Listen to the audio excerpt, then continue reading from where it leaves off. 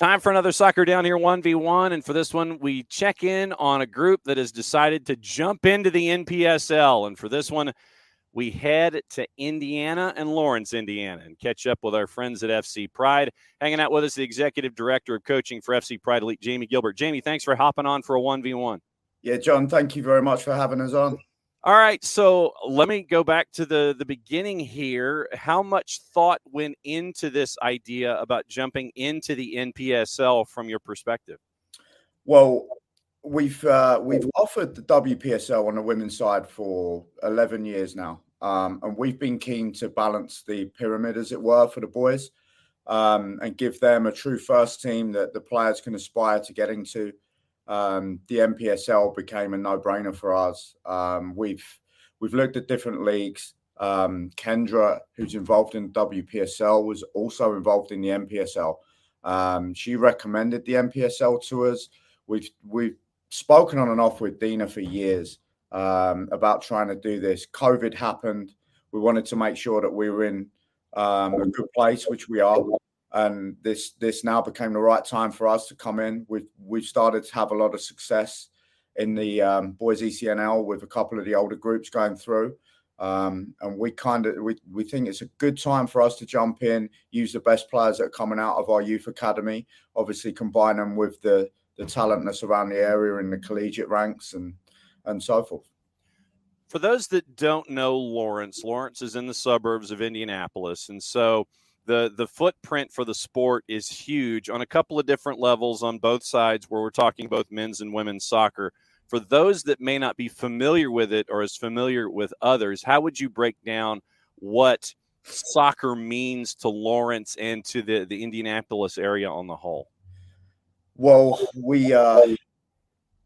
it's a very competitive youth market to start. There's a lot of clubs around the kind of 465, which is the loop road that's in Indianapolis. There's three probably major clubs: ourselves, Indy Premier, Indiana Fire, that are now playing under the Indy 11 banner.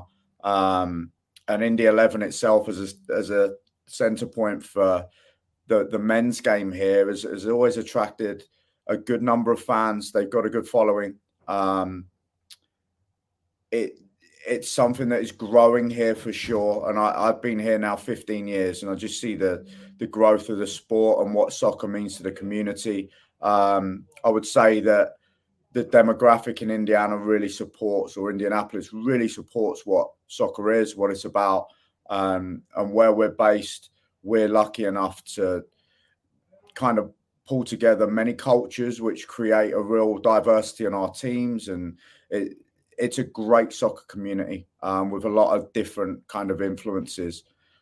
We've just got news that the MLS expansion as well will be coming to Indianapolis. So it's a really good time for us to join the NPSL. We're looking at the World Cup as well, being a real catalyst to more players playing, more men wanting to get involved in soccer, maybe after college or after their club careers. So yeah, it's a big market for soccer. I would say that Indianapolis punches above its weight. How different is it from the first day that you walked in the door? You mentioned you've been there for 15 years, but how has it grown and evolved in that time since you've first been there? I think that it's definitely, from a tactical standpoint, it's advanced, whether that's the investment in coaching that obviously the US soccer's made, and we're starting to see more coaches.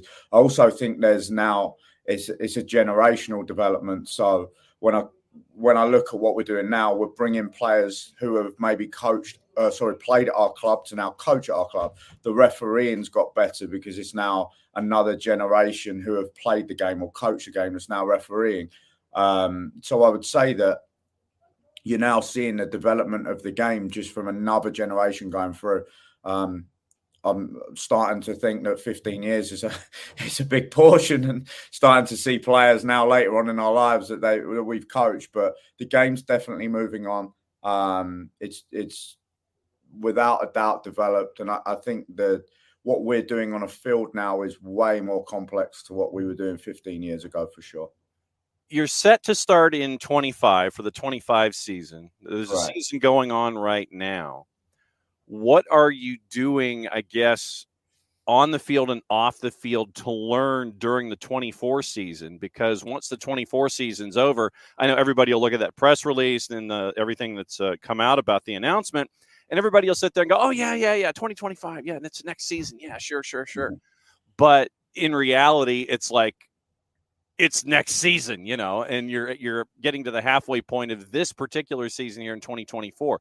What are you doing, I guess, to educate and inform yourselves about the NPSL way so you can be prepared once the season's over to get ready for 25 so you can hit the ground running and there aren't any potholes? Yeah, great question. I think when we were exploring this, I asked the NPSL for examples of, let's say, the top 5 or 10 performers in the NPSL. So what we've done is we've sent groups to do their due diligence. We've had board members, people that are going to be involved in the staff. They've actually gone out and experienced the NPSL environments in different places.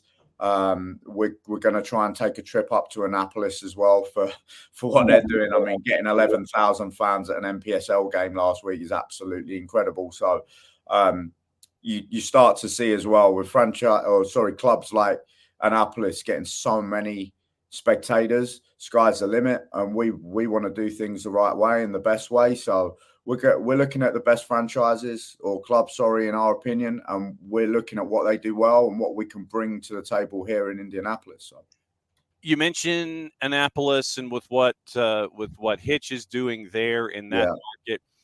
If you can you divulge these other spots where you're hopefully getting miles and points and checking things out?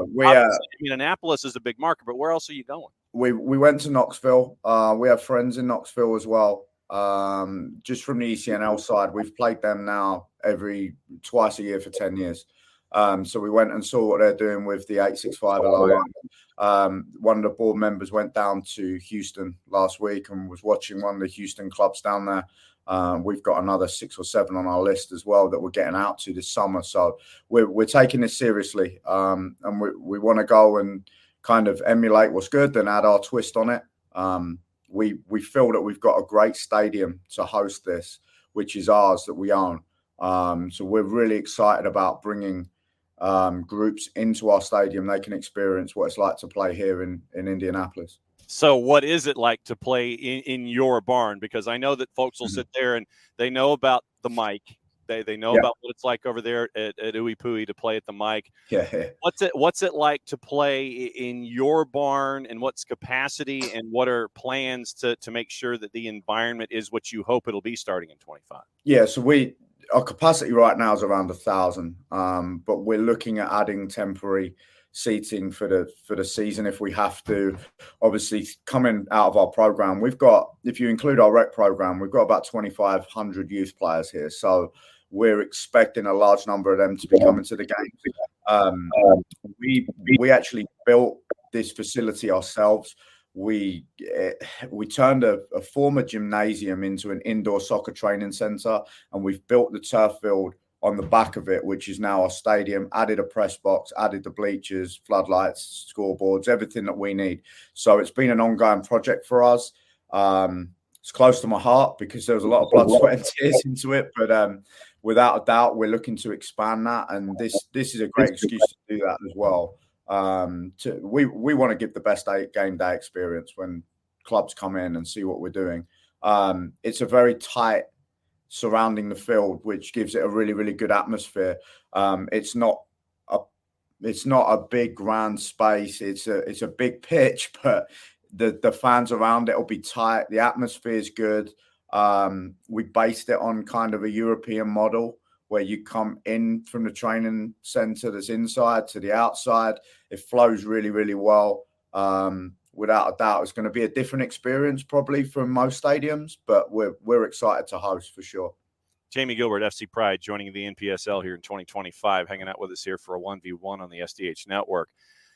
With the talent pool that you have, I mean, obviously it creates its own pathway where you can have the homegrown element there with FC Pride to be a part of what's going on with the NPSL, in addition to all the other leagues that you already to spread out for.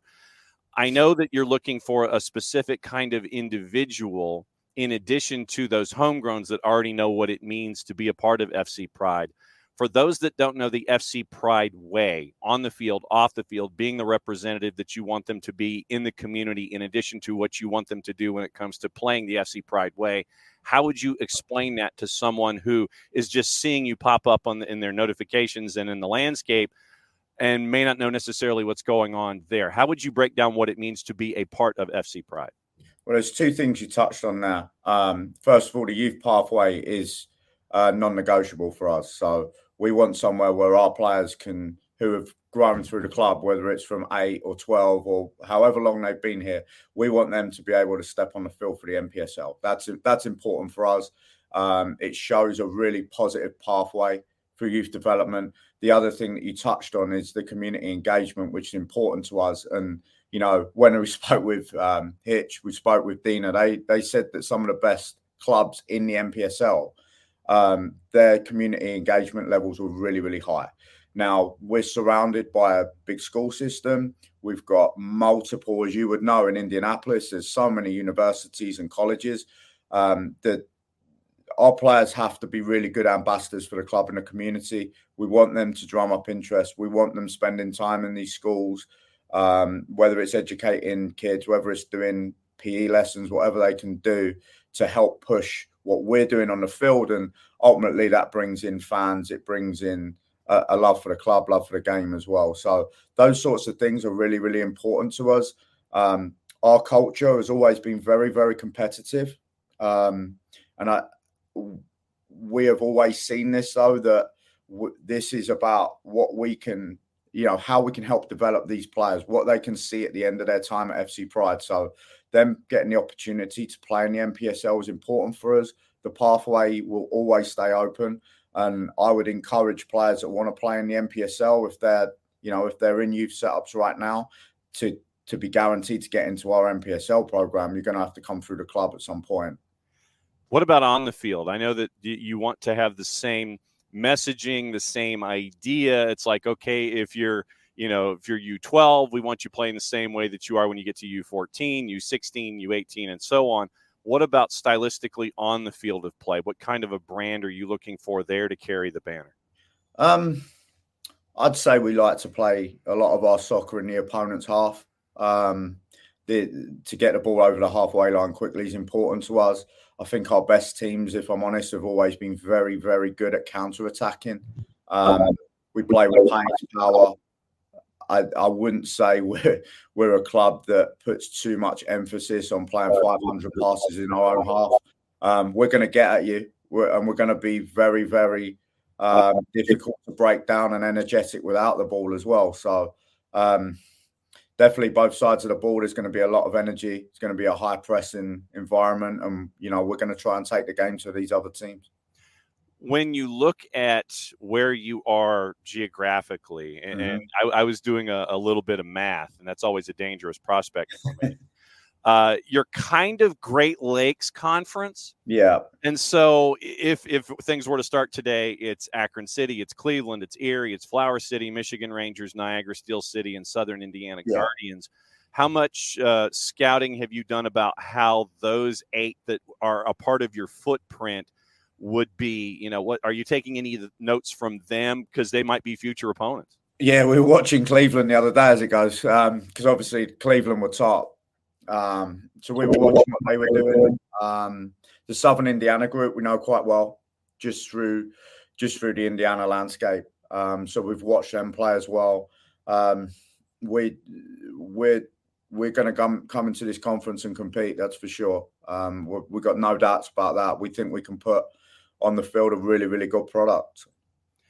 When it comes to to-do lists, and this is a question that I always ask the new ownership that comes into the NPSL, and then when there's any new franchise that comes across our bow, this is a question that I always ask.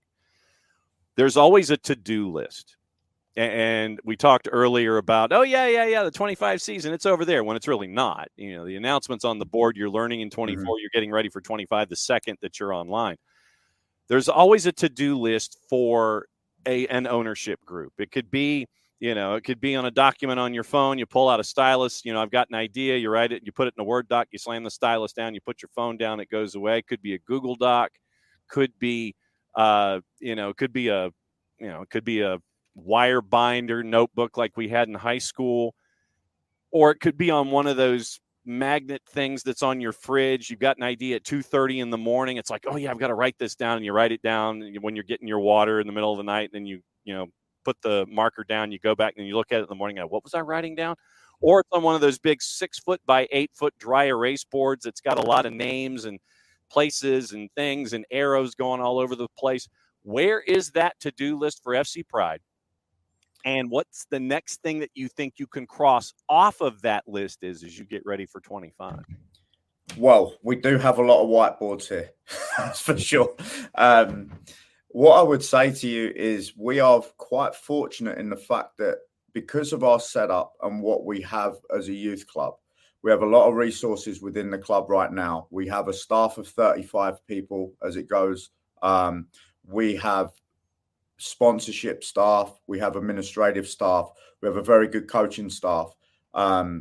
We're not going to hide away from the fact that, to make this as successful as we want to, we're going to need to drive sponsorship.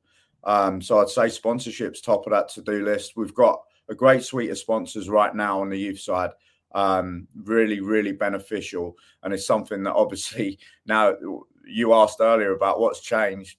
15 years ago, nobody had any sponsors in the youth game. Now every team we play against has a sponsored shirt. So that's something that's high. And I think the more dollars we can raise sponsorship wise, the better experience we can give everyone. So that's important to us.